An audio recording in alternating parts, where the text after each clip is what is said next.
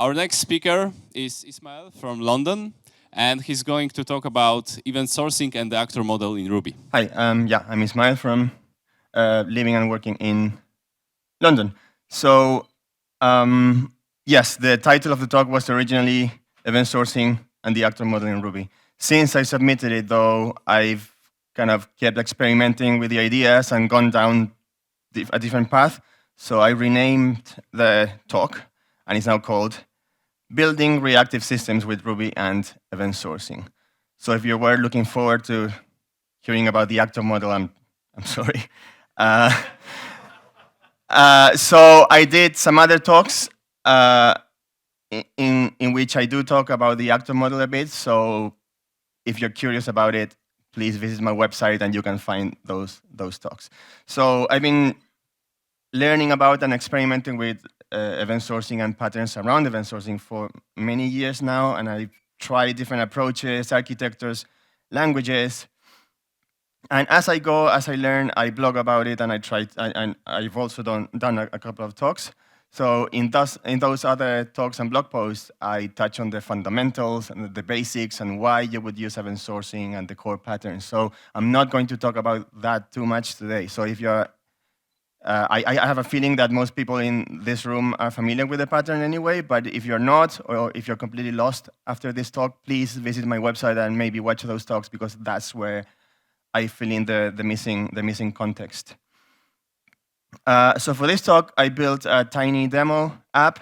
I'm not going to live demo it, it's all recorded, but it's a little donations app that you can, for example, put in a public library, say, and with a little donation campaign, help us repaint the walls or something like that. So people can use their contactless card to donate money, that kind of thing, just to illustrate the different points in this talk. So this is how it works. You select an amount.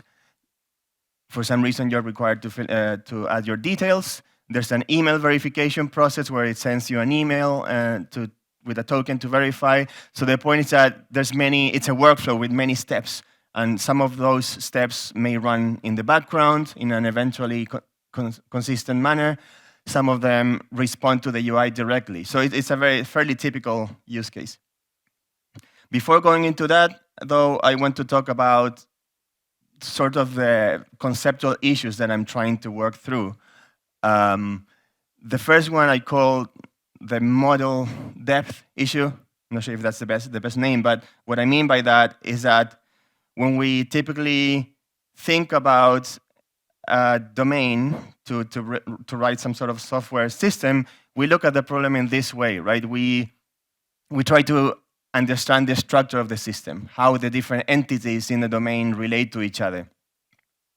So this is the typical entity relationship diagram. So for this particular demo app, we may have campaigns, donations, notifications, and so on. But then when the domain becomes more and more complex and we add features, maybe we need to add taxes and deductions and so on, we are basically adding nodes to that graph, and the domain model and also the mental model becomes more and more complex. And eventually it's easy to end up in a place where everything relates to everything. And that's to me, the main cause of coupling and complexity in systems. Like eventually you reach that point where it's really hard to change these models just because it's a really complex graph, basically. So an alternative way to think about domain modeling is to look at a system and try to not so much to understand the structure of the system, but just to understand the operations, like what can the system actually do. So if you go back to this one, again, it's a really nice way to understand the structure of the system, but it doesn't tell you anything about the behavior of the system, right? So if this is a donations app, I can understand the different parts, but I have no idea how to actually go through the workflow, the process of donating money. It's not there. It's not spelled out in the model. So the alternative way is to just concentrate and list all the operations, all the things that can happen in this system. So you can select an amount, and that's basically the idea of a command, like an attempt to change the state of the system. I want to select the amount, and then something happens, some business rule, some business invariant, and then the amount is selected. And that box in yellow, the amount is selected, you can call it an event, something that happened after running an operation in the system, and so on. Then confirm payments, business rules, and the payment was confirmed. And you can basically go through the exercise of cataloging all of the operations available in the system, and that's your domain model. That's your understanding of what the app does. To be clear, these two approaches are complementary, they're not exclusive. So at the top, you have the entity relationship diagram that tells you about the structure of the system. And at the bottom, you have this timeline-based view of the system around operations and commands. So that's one thing that I want to talk about. The other one, I'm calling it execution context. And by that, I mean that usually, especially in web development, with the tools that we use, the toolkits and frameworks, this is how we tend to think about the commands, the work that needs to be done. So we usually have a client or a browser or an API client, and that may send a synchronous request to the server. And in the server, we have some sort of web handler, web controller. And there we do the quick and easy work, like we put something in the database, or we fetch something from the database and send it back to the browser. But then there's another class of operations that we might want to retry, that they might fail, that we might want to delay, and we put those in some sort of asynchronous context, usually a background job in the case of Rails, for example. So we have these, if you think about those two layers of execution, at the high level, they are just all commands. They're just operations in the domain. But when we go to the implementation, we think about them in very different ways. So this is a typical Rails controller where I get something from the database, update it, and put it back in the database, and maybe redirect back to the UI to show the next step in the workflow, right? So this is one kind of command in this app. The other thing that this is doing is scheduling a background job that will run the next step in the workflow later, in this case, to send the verification email. And that's that background job that sends an email, updates the state of the record in the database, and that's it. So again, these two things, the controller and the background job, are essentially just commands in your domain. But because of the tools and APIs and abstractions that we use, they look very different, and we think about them in really different terms. And they also have very different expectations. So in a controller, when you're doing error handling, it's easy to just show the errors back to the browser, to the UI. But if you're doing error handling in a background job, then you have a problem. What do you do? Like, do you save the state in the database with an error state? Do you just fail and let your error notifier tell you as a developer? What if you, after sending the email, you want to update the state of the UI to tell the user that they should check the email? Do you have a WebSocket and just send rendered templates from the job? Do you have the UI just polling the state of the database? So widely different expectations for these two different execution layers. So this is how that picture works. And we're all familiar with this. We have a UI that sends a command to the controller. The first controller just updates the UI to show you the next step, then another command, and this time that command may dispatch a background job to run later, and somehow the background job will update the UI to tell the user to check their email, and so on and so on. And then you have another background job to process the payment. But again, if you squint and if you step back, we're just talking about one command leading to the next command. It's just a workflow, right? So if you step away from the the implementation details, this is what I would like to care about when I'm designing systems. So again, if I look at the full picture, I only care about this. I have the UIs are the triggers. They trigger commands in a workflow. And then some UI might trigger a command that then updates the state of the UI, that then triggers the next command. And in this case, the command actually dispatches a new command. And then that command may update the UI, and so on and so on. So it's a single layer of execution where all of the business logic runs, all the commands. Anyway, so to explore these ideas into actual implementation, I started playing with this library that I'm building. It's called Sidereal. You can check it up in check it out on my GitHub. It's really early stages. All of this is very experimental, so don't put this on production or anything. But I'm going to show you how it works. So the first primitive in this library, it's a command. And a command is just a struct, a data object with attributes. And the attributes have types, so you can do like basic structural validations on these commands. The second object in this library is an app. And a Sidereal app is basically a rack app that you can mount on a rack server. And it does typical things like layouts and pages, but it also gives you this DSL for command handler blocks. And these are blocks that, given one of these data structs, these command classes, when you send a command to this app, either via a web form, like a UI, or maybe a CLI, it doesn't really matter. When there's a new command, it runs one of the block for that command. And in that block, you put your business logic.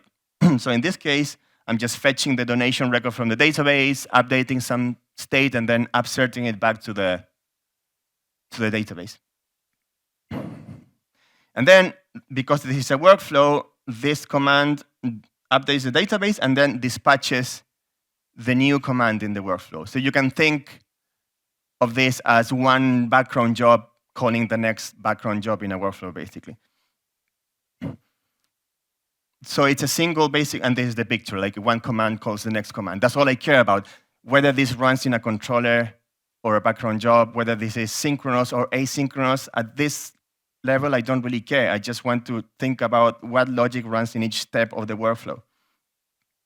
So Sidereal, the library, gives you this runtime that runs asynchronous from the web server in the same process, and it just claims the next available command, runs it for you, and then updates the UI, and I'm going to show you how. But before, I'm going to talk about the UI. The UI are these Ruby classes representing HTML pages, and I'm using Flex for the templating.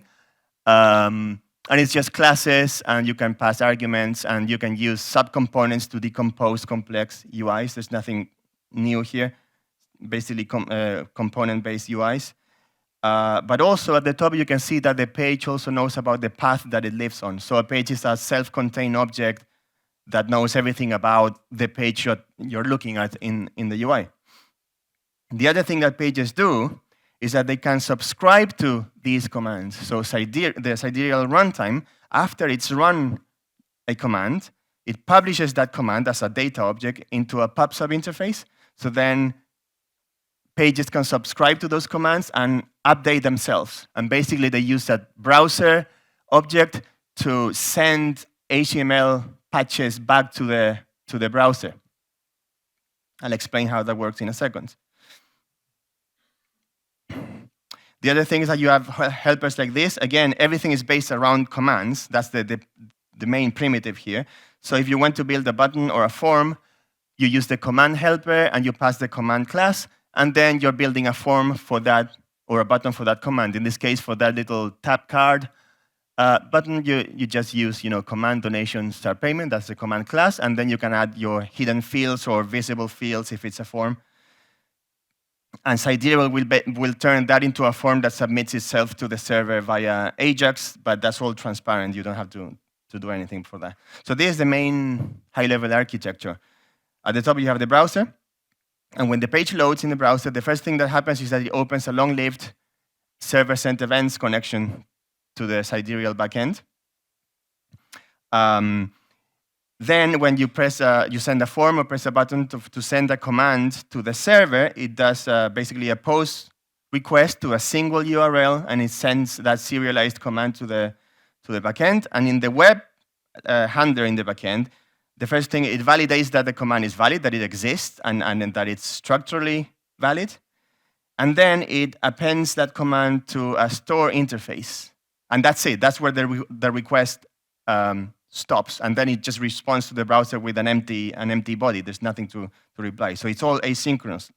And then there's a bunch of, this is running on the Falcon server, which is Fiber-based, by the way. And there's a bunch of asynchronous worker fibers that are picking up new commands from the store interface, locating the right handler for that command, running your business code in that handler, and then publishing the same command into a pub/sub interface.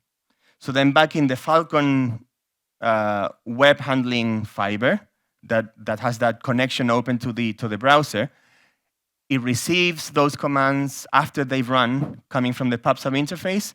It looks for page objects that are interested in those commands, and it runs those event handlers so that the pages can re-render themselves in the server and push that rendered HTML back to the browser. And a page can choose to render the whole page again and basically replace the entire page on the browser, or just render bits of the DOM, bits of the page. This is the kind of process layout version of the same thing. You have the browser. The browser sends this post request with a command that gets to the Falcon web handler. It appends the command to the store. Then the Sidereal worker fibers pick up the command asynchronously, run the command handler, put the command back in the pub/sub interface, and back in Falcon picks up the work, renders the page, and pushes it back up to the browser. So this is a version of CQRS, basically, command query responsibility segregation. And the basic idea is that you have different channels for reads and writes. You post a command to change the state of the system. Those are the writes, and it ends there. And then asynchronously, something happens, the command is run, and the read side, like that OpenSSE connection, is notified that there was a change, and it updates the UI. And everything works the same way. There's no distinction between controllers or background job. There's only one way to run your logic, and it's just a command handler. And the runtime makes sure to run it and notify the UI. And this is the Falcon integration. You have a fiber, and you first start the Falcon fibers, the server, and then concurrently to that, you start the Sidereal worker fibers. And the two will communicate via appending command to the store and then publishing back on the pub/sub interface. And this is the interface between the two sides, the web handling side in Falcon and the Sidereal side for the background processing. So you append a command to the store interface, and you can also publish a command for an arbitrary channel name. And then you can, the web handling fiber can subscribe to channels using wildcard notation if you want, and do something with the event, like rendering things and pushing it back to the browser. So how do you actually render pages server-side and push them back to the browser? I'm using DataStar. It's a tiny bit of JavaScript. It's a bit like HTMX that was discussed yesterday, but I think it does more with actually less, with a smaller API. And I wrote the Ruby SDK for DataStar. And what it does on the client, it keeps that SSE connection open to the server. And when the server pushes some rendered HTML down that connection, DataStar morphs that HTML into the DOM seamlessly. It actually uses a similar algorithm as IDMorph from Hotwire. So it's really fast and seamless. You can patch Flex. You can send Flex components, which will be rendered for you by the SDK. You can also just send HTML strings. You can actually execute JavaScript and even send variables, send signal values to the browser. So you can basically, it's a hypermedia premise where the server drives the UI entirely. Right. So this is again the example of the app working. And notice how things are updated on the DOM without page refreshes. And as the commands run asynchronously in the asynchronous runtime, the UI just reacts to those commands after they run and updates everything. Some of those commands will be immediate. Some of them, like this one, will take some seconds. They are, doing slow API queries, calls, that kind of thing. It doesn't matter. There's only one way to do everything.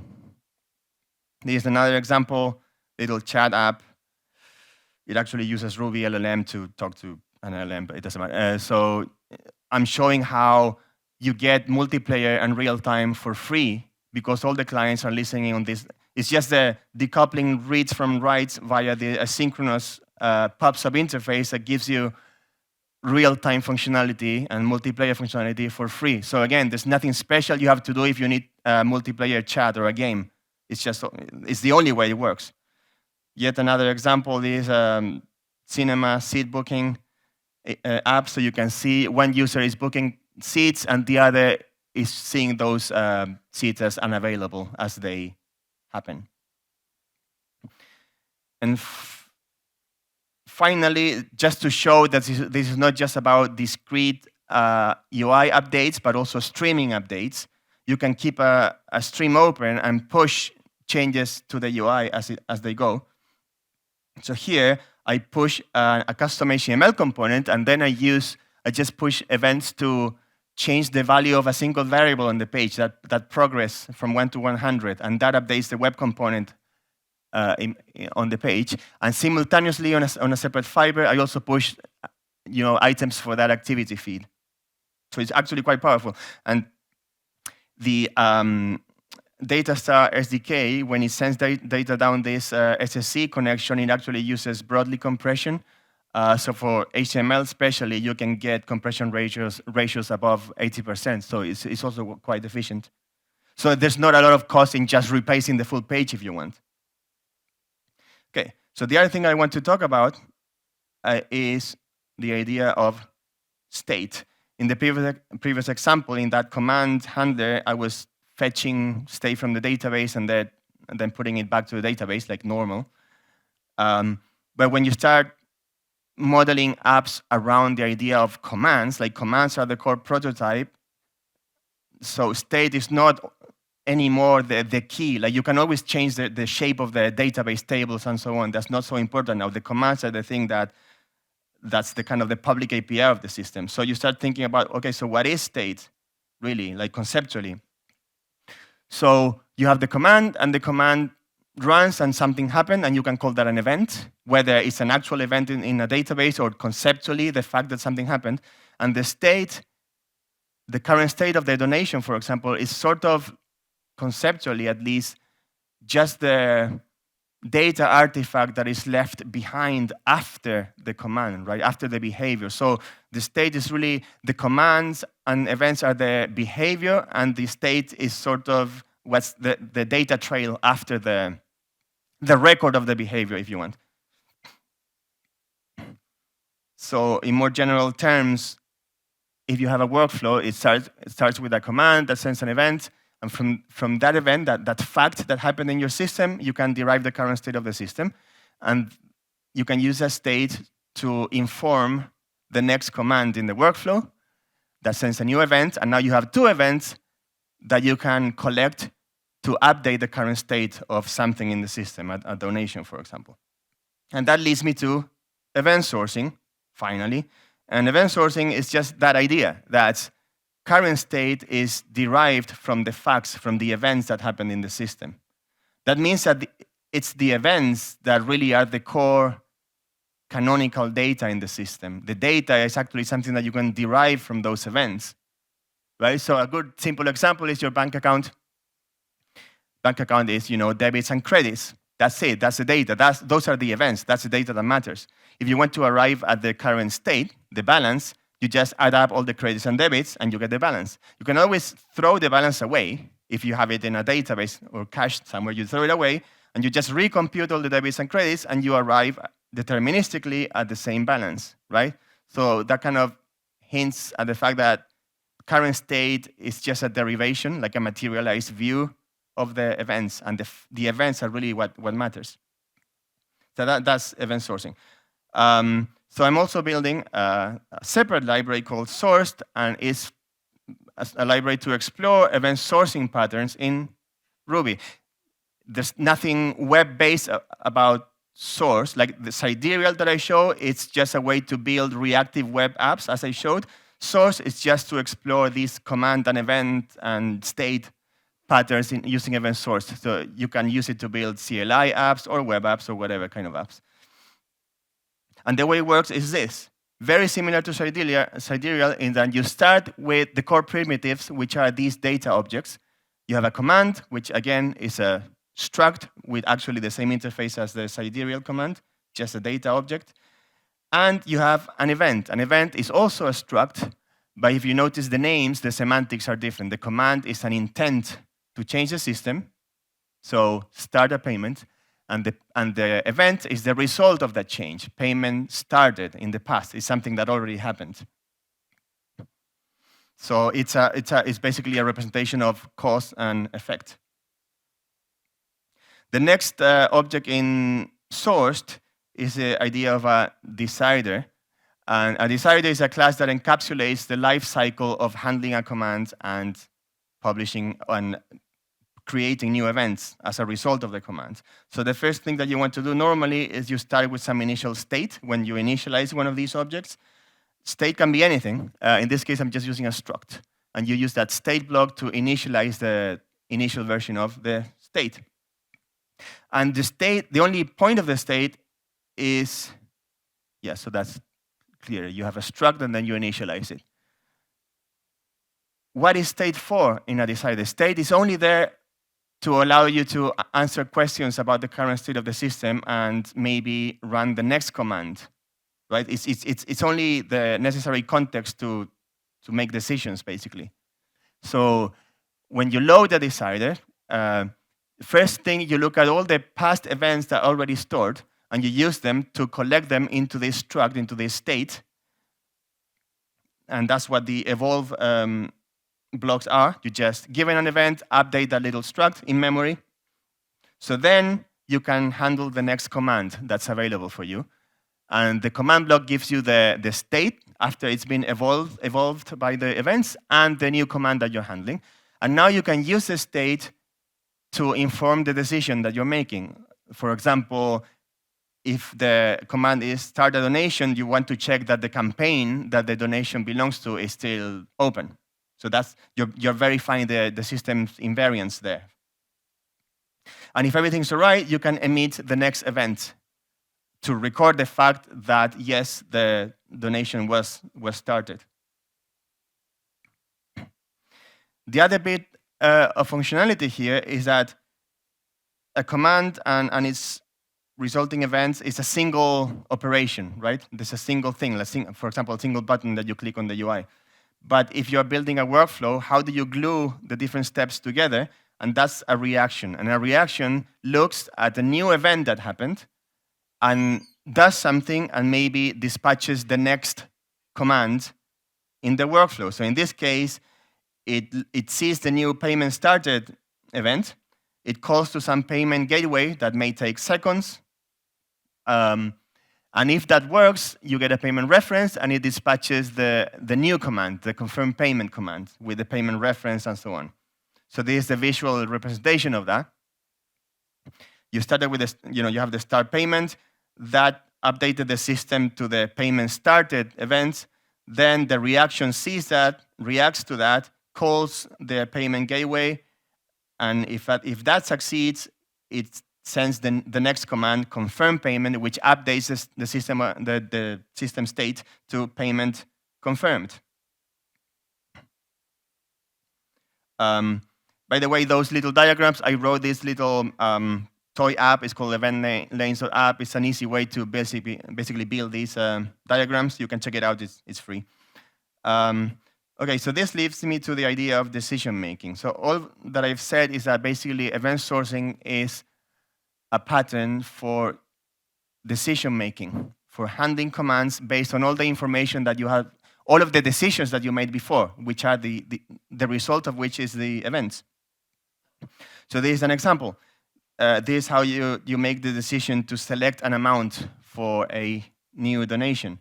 First, you take all of the past events, and you need to check, is the campaign for the donation started? That's one event. Then, is the donation itself started? And you take those two events and you collect them into a bit of state. And that state gives you for example, you can use that state to feed the UI so that the user can see the options to select an amount. The user clicks on the button to select the amount, and that goes back to the backend and results in the new amount selected event. So now you've progressed the state of that donation. This is an error scenario.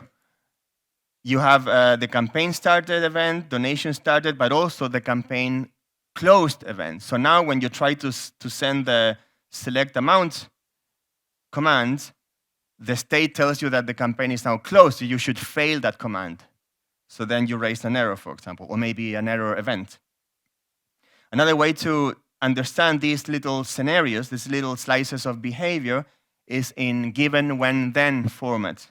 So this is saying, given that I already have the campaign created event and the donation started event, when I dispatch the new select amount command, then as a result, I expect the amount selected event. So it's a nice intuitive way to think about bits of behavior. And this is the error case. Given that I have campaign created, donation started, and campaign closed, when I send the select amount command, then I expect an error. So in sourced, my library, you can basically test your code in the same terms. You say with reactor, and a reactor is an interface that knows how to handle commands and events. So a decider class is a reactor. With the reactor donation, given that I have a campaign created event and a donation started event, when I send the select amount command, then I expect the amount selected event. And all of this is running in memory. You're just testing the behavior of your logic.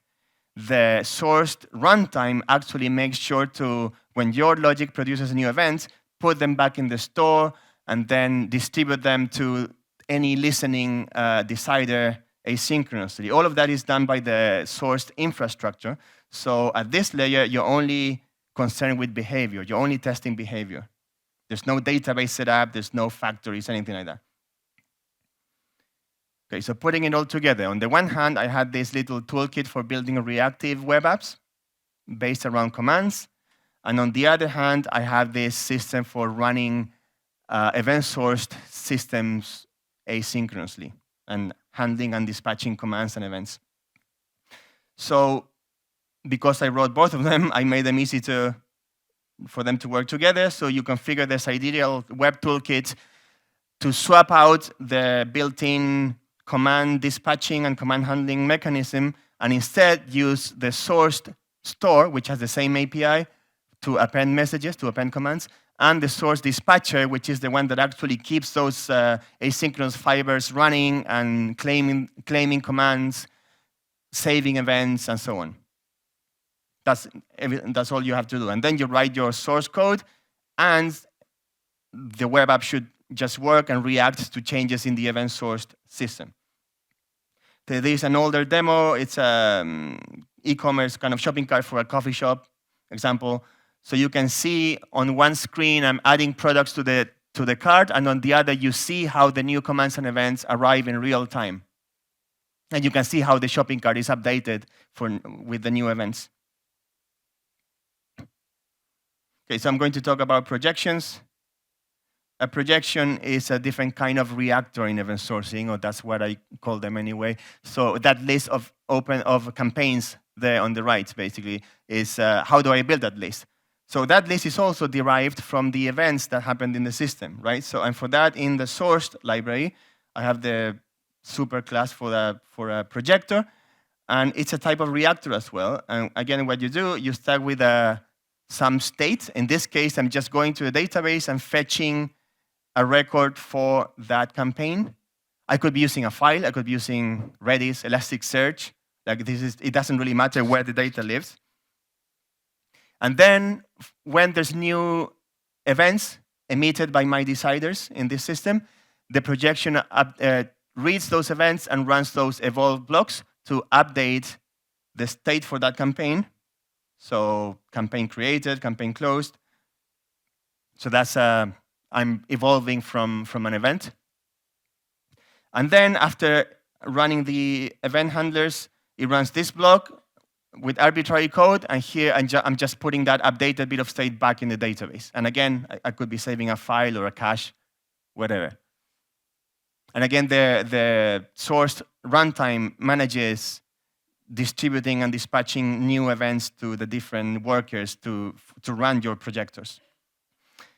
And again, you test a projector in a very similar way as you test a decider, except there's no commands, you're only evolving from events. So given that I have these events, campaign created, and then a payment confirmed for an amount, and then another payment confirmed for another amount, and then the campaign was closed.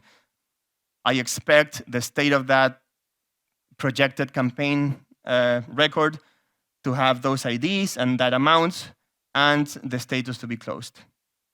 And again, you can use the test helpers to test it in the same terms. Given this event and that event and that event, then I expect the record to look like this and have these attributes. Okay, so what does all of this give you using event sourcing and all that? Why would you use it? To me personally, I just like the mental model, to be honest. I just like to be able to think about problems in terms of things that happen, and then to be able to go back to those things that happen and review the decisions that were made by the system and derive current state from them. I just find it a very nice and elegant way to understand and to frame problems. But there's also actually practical implications and features that sort of fall out of the pattern for free. The one thing is message correlation. So as your command handlers produce events, the source runtime automatically, it first gets a new command, passes it to your code produces a new event, and back in the runtime, it correlates the two messages, the command and the event that resulted from them. So then you have the data with the full tracing of the entire workflow. So you can build a UI like this that tells you exactly what happened. So you can see that the UI sent a command that resulted in an event, and then the workflow reacted to that event and sent a new command that sent a new event, and so on and so forth. And you can do really neat things like, for example, you can use the request ID, coming from the load balancer, for example, as the ID of the first command if you want. And then that will be correlated with all of the events and commands resulting from that workflow. So you can easily map from the request down to the entire workflow, even if the workers are running in different servers, for example.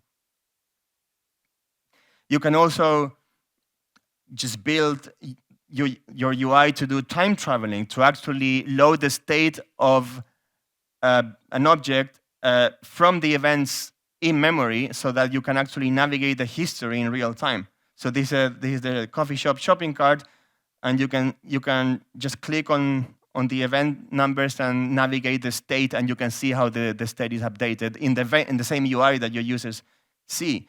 So it's a really nice tool for debugging and just replaying exactly what happened in your system. The other thing is that in my source library, and I'm still working on this, it gives you this web dashboard where you can actually see all of the reactors, all of the classes that are listening to events and commands in your system. And you can stop them, you can restart them, and you can replay them. So for example, you have that list of campaigns and you want to make a change. You want to move it from using a database to using Elasticsearch, or you want to add a field. So basically, you just delete the data for that projection, for that list. You set the offsets in the system, in the runtime, back to 0, and you let it replay all of the events against your code again to just rebuild the entire list. And there's an API for that, but you can also just click on the button in the dashboard, you click resume, and it will just rebuild the entire list again for you. And it actually makes sure to parallelize the work while keeping the order guarantees, like events for the same projection should always be run in the same order, but different campaigns can be evolved in parallel by different workers. So the runtime does all of that for you. Right. The other thing that I'm working on is that because that little DSL to define commands and events, it's basically so simple and so high level, so declarative, it's actually very easy to do static analysis on it using the Prism parser. So I can just analyze your code and produce nice visuals like this to describe the workflows in the code that you wrote. So you can just see what's the workflow to add a donation. So you can see, here you can see the commands, the events, and the reactions that glue the two commands together. The other concept that you get out of this pattern is basically the idea of autonomous services. Yeah, we've all written microservices that are really just REST APIs talking to each other. Like you have a service that calls a third party or another service via a REST request. And if that, it's a synchronous call, so if that service is down, then your system is down as well. So it's not really a microservice architecture, it's just a distributed monolith. We all know this, I think. So the real point of microservices was always autonomy, so that you have each system is working at its own pace, independent from the others, and they're always catching up to the others, so they're not blocking calls between each other. That's really the key to decoupling services. It's not about different servers or different languages. It's just about that things are running independent from each other. So this is what you get here as well for free. Each decider, each projector is just consuming events and commands as they appear in the store at their own pace. Some of them can be slower than the others, and that's fine. And so for example, one service is processing commands and appending new events, and then later some other reactor sees that event, reacts to it, and sends an email or does something else at their own pace. So you get autonomous services, and the contract between the different services is just the event and command schemas, which are just really simple attribute schemas. So that's basically the protocol of the communication between your services. The other thing that you get is durable execution. I think there's a really good talk tomorrow about durable execution that I'm looking forward to see. Durable execution is the idea that you have a complex method call or process or workflow that may be composed of several things, like call this API and then call this API and then record something to a database and then update a cache, etc. Any of those things can fail. So if one of them fails, so here, for example, you start the payment event, then there's a reaction to call Stripe or the payment gateway, and maybe that fails because the network is down or there's a bug or whatever, a bug in your own code possibly. If that fails, you really don't want to have to run everything again, because you might have side effects that you don't want to run again. So with durable execution, you basically snapshot the result of each step, so that if any step fails, when you retry later or when you fix the bug, you only pick the work up from the last successful step instead of repeating everything previous to that. So event sourcing gives you durable execution by definition, because each event tracks what was the last successful thing that you did. So if there's a bug in your Stripe code, you fix it, you deploy it, you run it again, and then it will just try that reaction again to try to talk to Stripe again, and then it will record with a new event, and so on. So you sort of get that for free as well. So now it's fixed. There's way more to talk about, but I think that's the time I have. These are the links. Yeah, any questions now or later? Happy to answer them.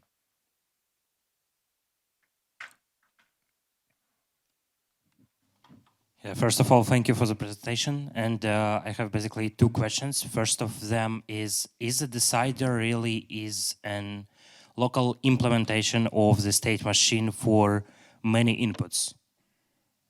What do you mean by many inputs? So that you can not only track the state of, for example, like, could you please switch back to the examples for the decider, if it's not a problem? Yeah. Yeah, because you showed that we track, the false scenario will be ideal, I think. No, the next one with the false, when, the campaign is closed. Yeah. So, because right now we are checking like the campaign started and campaign closed, and also the donation started. So we, many inputs means that we not only track the state of the campaign, but also track the state of the donation. Yes, this is something I left out of the talk. In traditional event sourcing, events are tied to a single stream. A stream is just an identifier, like donation 1 or campaign 1. So you are kind of forced to partition the execution by streams. You first do donation stuff, and then you do campaign stuff, or the other way around. You never mix them, basically. when you have to do something that touches on both the campaign and the donation, you use eventual consistency. You use claim patterns and things like that to do this and then do that, and it's all. And you can still do that with Source. So that's actually how I started doing it. In the new version of Source, I'm using something that some people call it DCB, Dynamic Consistency Boundaries, which means that events are not tied to a single stream. Events just have attributes. They're just objects with attributes. And then you can basically index events by different attributes. So you can build, when you want to project events or make a decision, you can just query different events by different, like a normal query, really. Like, give me donation events for this event, for this donation, and campaign events for this campaign, and put them together. And they are globally ordered, basically, which is a limitation, of course. And then you take that subset of events. So you're basically building virtual streams designed just for the thing that you want to do. So there's no such thing as donation events and campaign events. There's just events of things that happen, and you build the context of depending on the decision that you have to make. Does that make sense? Yeah, absolutely. And the second question is, do you have any specific advice on the storage for the events? Like, is it something basic, like simply store events in the database, or in some cases it's just enough to store them like in memory or just in logs or something like that? Because based on your examples, I see that probably the most sense makes to just store them in database as events, and that's all. So as I said at the beginning, I've been looking into event sourcing for many years, and yet I have virtually zero production experience with it. So this was all a waste of time for you, basically. But I just like to explore the patterns.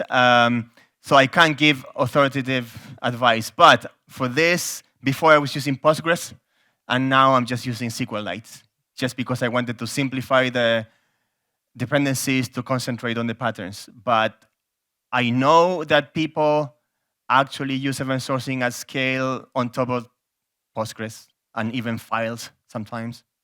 Yeah. Thank you so much. Yeah. Thank you. Any more questions? Oh. As a statement, so I can confirm it works really well on top of Postgres. Thanks. Good to know. Hello. Yeah. It works well with Postgres. We are doing it. Question is, how do you prevent race conditions, stuff like that? Because do you put everything like in a transaction, like storing events and storing the read models, or how do you handle that? Yes. So again, I didn't touch on that. There's a lot of complexity. The thing with event sourcing, it's a simple pattern conceptually. You just a command, produce an event, you store the event, then you fetch all the events to handle the next command. It's easy. Actually, when you want to do this in an eventually consistent manner running in the background, there's a lot of complexity. How do you deal with many workers competing on the same commands, for example? How do you partition those things to make sure that events and commands for the same donation are always handled in the same order and only once by one worker in a fleet of many processes, for example? There's actually a lot of complexity around locking and transactions and so on. So that's basically what Source does. And it basically has a claim mechanism similar to solid queue a bit, in that it first takes a claim, like a lock, basically a row, a flag in the database, to make sure that no other worker is going to process events for this partition while this worker is running and processing your command or your event or a projection. Then when the work is done, it releases that claim so that any other worker can pick up new work for the same partition. I'm not sure if that explains it. I can show you the code, but it's quite complex. Makes sense. Thanks. Can you talk more about error handling? Yes. How does that integrate with Ruby exceptions, the Ruby exception model, and also how you communicate it to the UI? Yes. Again, I hand wave that, and it's like that's an entire talk on its own. Before going into the technical aspect, I think the valuable question is, once you're thinking in these terms, what is actually an error, right? So we tend to, for example, in CRUD systems, we tend to, oh, that didn't work, an error, right? And also because we're just doing request response, so we can just show something to the UI or something. When you're doing things in the background, what happens if the payment doesn't work because your card is blocked or out of funds or whatever? Do you just fail and raise an exception, or maybe it's a higher level domain question where you should be thinking failed payments are something that can happen in this domain. It's not an error, it's actually something that can happen. So maybe it's not an error at all, maybe it's just another kind of event. Maybe when you try to run the payment processing and it fails, instead of raising an exception, you should just be saving a new event recording the fact that the payment failed. And you can actually explore what the implications of that are for the domain. Maybe you can use that fact to offer the customer a different payment form, for example, right? Or saying sorry and give them a discount for the next one, right? So it kind of makes you question what is an error in the first case. So in my view, it kind of reduces the scope of what true errors are. So my current thinking is quite radical in that I'm thinking that there's actually no such thing as errors at the domain level.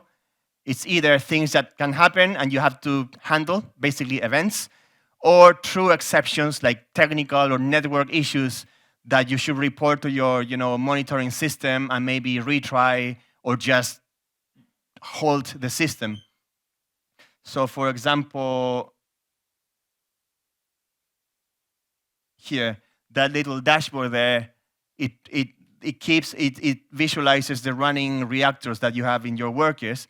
And if there's a true exception raised by a bug or a network error, it will retry and it will do exponential backoff. That's configurable.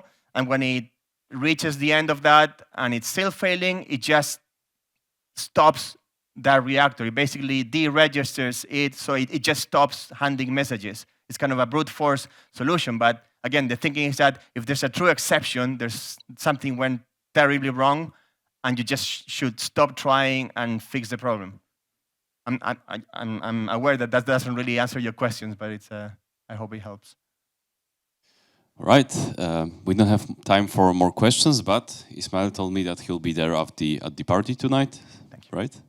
So yeah. you can approach him Yeah, and let's talk about event sourcing. But first, thank you very much.